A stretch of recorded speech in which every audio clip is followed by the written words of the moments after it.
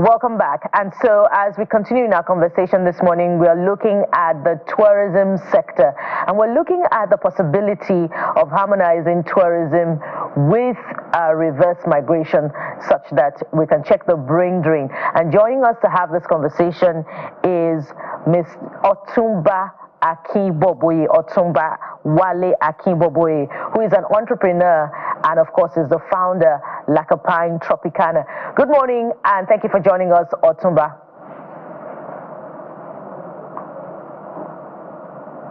Otumba, are you with us?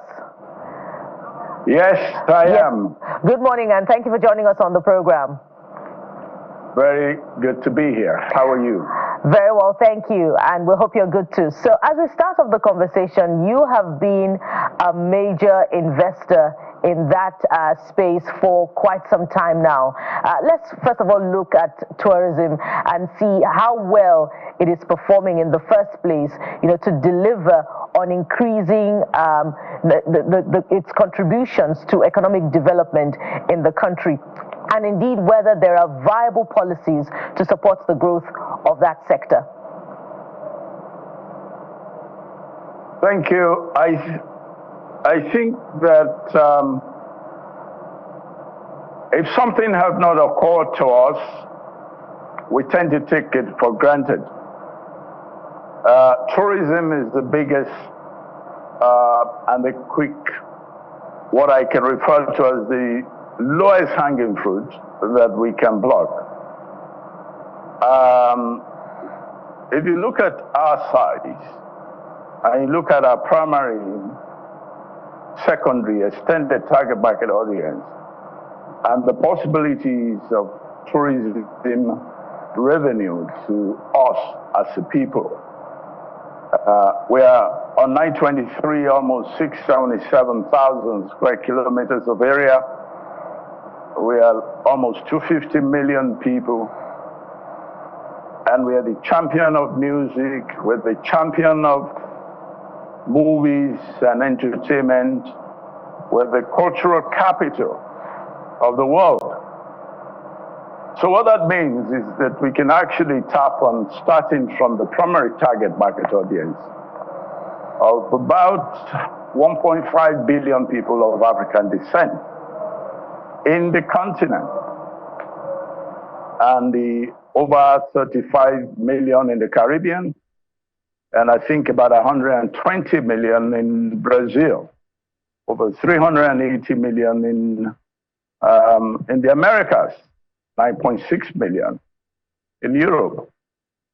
As a cultural capital, especially when you're talking about African culture, Nigeria, if you explore this primary, secondary, extended target market audience, I think oil will be a child's play.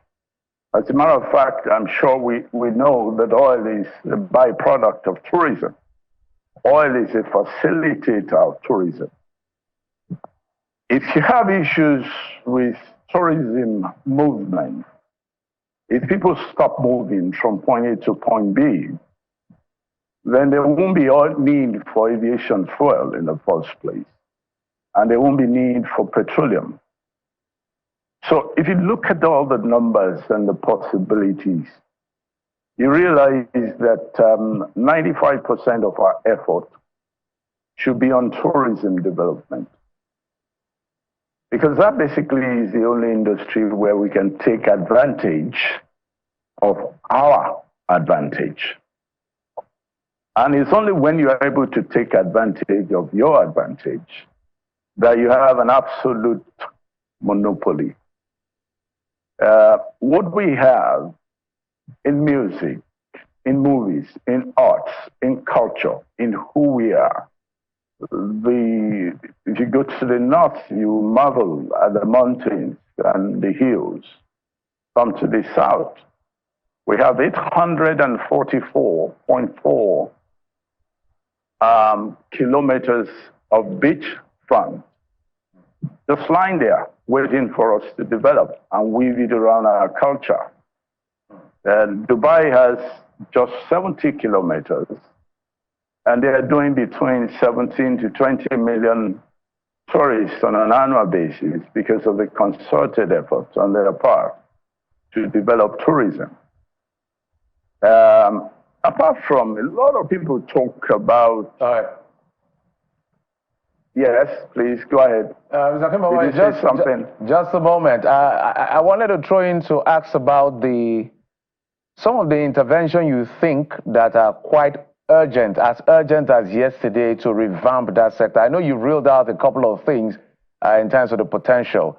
Maybe you can highlight further on that and also reel out some of the interventions that are necessary to unlock the potential. But before I come to you, we had our breaking news earlier, but I think we have videos now. The Port Harcourt refinery, we understand, right now has commenced processing of crude oil in Port Harcourt, and this is quite a milestone. So that's the visual that's coming in from the NNPCL, announcing that the refinery will operate at 60% capacity, processing 60,000 barrels per day, and will ramp up production to 90,000 barrels per day after performance test. So we needed to show you what the NNPCL is conveying to Nigerians, and this is the breaking news coming in from the NNPCL that the much awaited, this postponement has been like 6 or 7 times.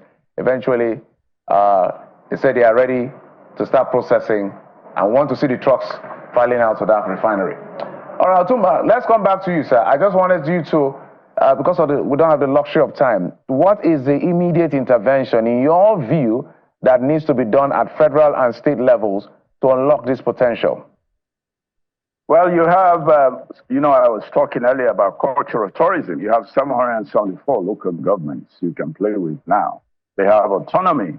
They can develop their immediate area. And then you need to very quickly begin to create tourism zones.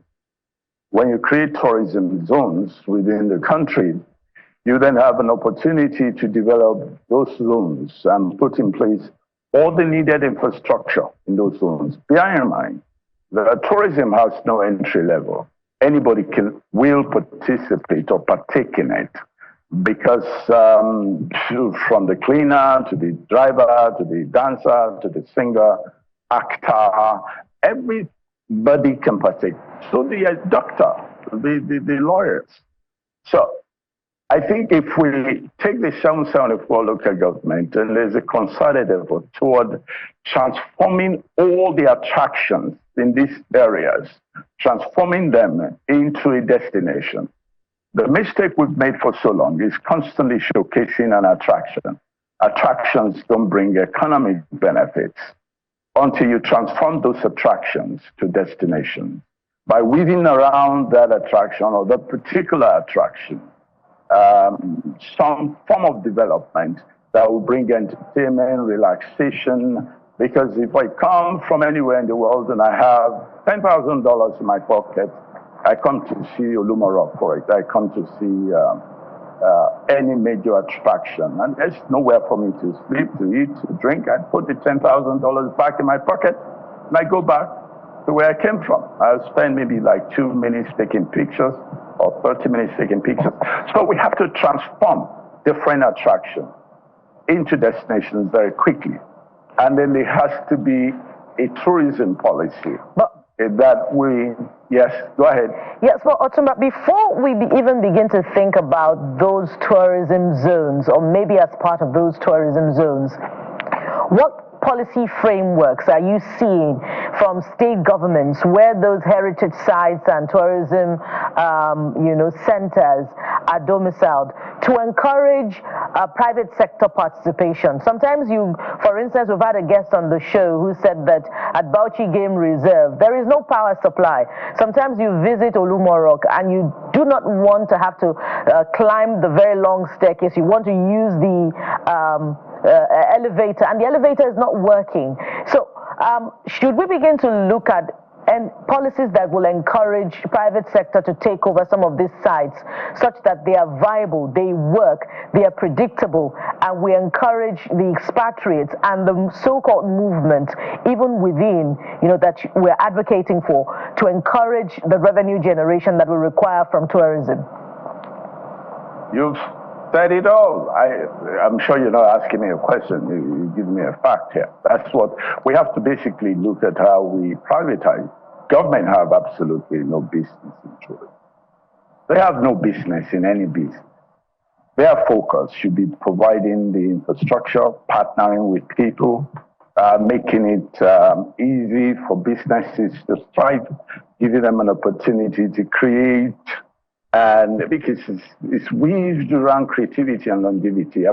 This year will be my 40th year in this industry, 40 years. I've seen the front and back of several governments and several ministries and tourism commissioners.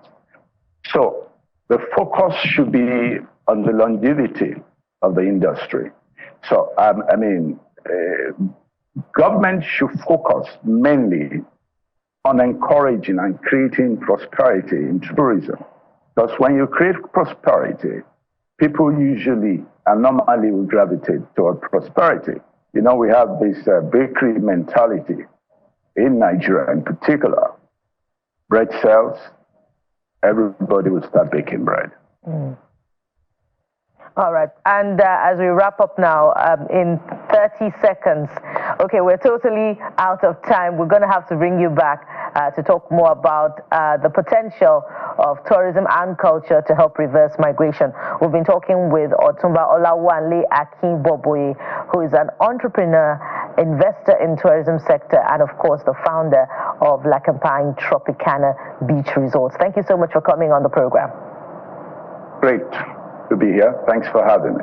Have a great day. And from here, we move even further into the softer side of things with a lot of laughs. You don't want to miss this segment. Join us again.